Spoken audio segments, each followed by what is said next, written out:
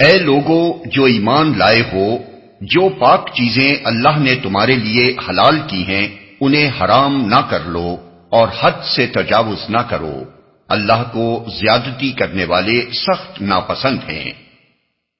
جو پاک چیزیں اللہ نے تمہارے لیے حلال کی ہیں انہیں حرام نہ کر لو۔ اس آیت میں دو باتیں ارشاد ہوئی ہیں۔ ایک یہ کہ خود حلال و حرام کے مختار نہ بن جاؤ۔ حلال وہی ہے جو اللہ نے حلال کیا اور حرام وہی ہے جو اللہ نے حرام کیا۔ اپنے اختیار سے کسی حلال کو حرام کرو گے تو قانون الہی کے بجائے قانون نفس کے پیرو قرار پاؤ گے۔ دوسری بات یہ کہ عیسائی راہبوں، ہندو جوگیوں، بدھ مذہب کے بھکشوؤں اور اشراقی متصوفین کی طرح رہبانیت اور قطع لذات کا طریقہ اختیار نہ کرو۔ مذہبی ذہنیت کے نیک مزاج لوگوں میں ہمیشہ سے یہ میلان پایا جاتا رہا ہے کہ نفس و جسم کے حقوق ادا کرنے کو وہ روحانی ترقی میں مانع سمجھتے ہیں، اور یہ گمان کرتے ہیں کہ اپنے آپ کو تکلیف میں ڈالنا، اپنے نفس کو دنیاوی لذتوں سے محروم کرنا اور دنیا کے سامان زیست سے تعلق توڑنا بجائے خود ایک نیکی ہے، اور خدا کا تقرب اس کے بغیر حاصل نہیں ہو سکتا۔ صحابہ کرام رضوان اللہ تعالی علیہم اجمعین میں بھی بعض لوگ ایسے تھے جن کے اندر یہ ذہنیت پائی جاتی تھی۔ چنانچہ ایک مرتبہ نبی صلی اللہ علیہ وسلم کو معلوم ہوا کہ بعض صحابیوں نے عہد کیا ہے کہ ہمیشہ دن کو روزہ رکھیں گے، راتوں کو بستر پر نہ سوئیں گے بلکہ جاگ جاگ کر عبادت کرتے رہیں گے، گوشت اور چکنائی استعمال نہ کریں گے، عورتوں سے واسطہ نہ رکھیں گے۔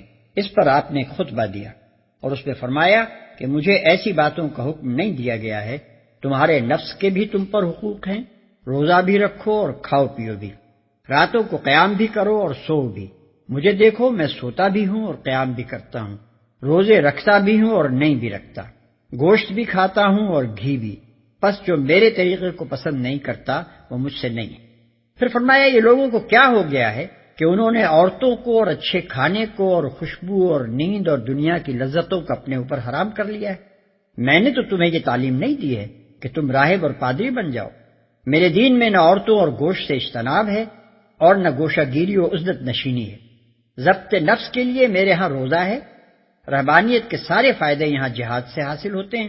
اللہ کی بندگی کرو، اس کے ساتھ کسی کو شریک نہ کرو، حج اور عمرہ کرو، نماز قائم کرو اور زکوٰۃ دو اور رمضان کے روزے رکھو۔ تم سے پہلے جو لوگ ہلاک ہوئے وہ اس لیے ہلاک ہوئے کہ انہوں نے اپنے اوپر سختی کی، اور جب انہوں نے خود اپنے اوپر سختی کی تو اللہ نے بھی ان پر سختی کی۔ یہ انہی کے بقایا ہیں جو تم کو صومعوں اور خانقاہوں میں نظر آتے ہیں۔ اسی سلسلے میں بعض روایات سے یہاں تک معلوم ہوتا ہے کہ ایک صحابی کے متعلق نبی صلی اللہ علیہ وسلم نے سنا کہ وہ ایک مدت سے اپنی بیوی کے پاس نہیں گئے اور شب و روز عبادت میں مشغول رہتے ہیں، تو آپ نے بلا کر ان کو حکم دیا کہ ابھی اپنی بیوی کے پاس جاؤ۔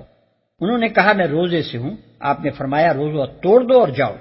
حضرت عمر رضی اللہ عنہ کے زمانے میں خاتون نے شکایت پیش کی کہ میرے شوہر دن بھر روزہ رکھتے ہیں اور رات بھر عبادت کرتے ہیں اور مجھ سے کوئی تعلق نہیں رکھتے۔